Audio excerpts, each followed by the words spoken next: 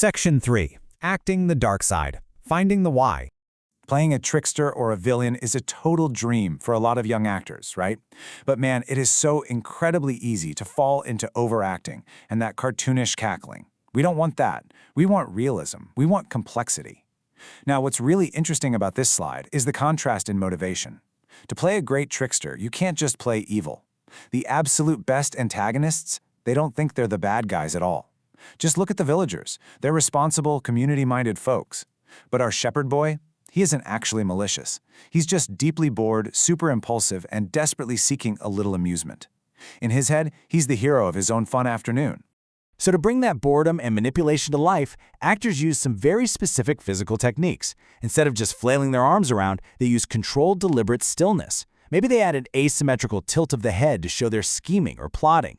Lowering the vocal register and playing with the pacing of their words, sometimes actually even whispering, creates a far more convincing and, frankly, chilling performance than just shouting at the top of their lungs. Subtlety, you see, is the trickster's absolute best weapon.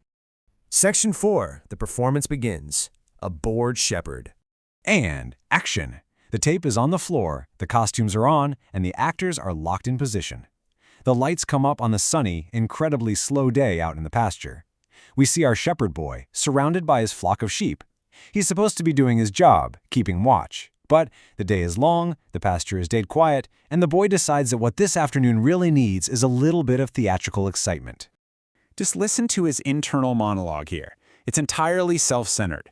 This seemingly innocent desire for entertainment, this total inability to just sit with his own boredom, is the tiny spark that's going to ignite a massive community conflict.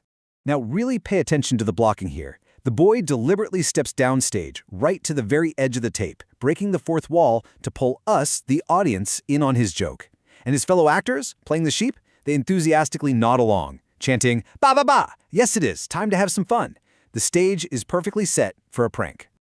Cupping his hands to his mouth, the boy projects his voice all the way to the back row of the theater, delivering that classic line with pure, manufactured panic. Honestly, it's a stellar performance. And right on cue, the responsible villagers drop whatever they're doing and come rushing into the scene to save him. Section 5. The wolf strikes. Consequences.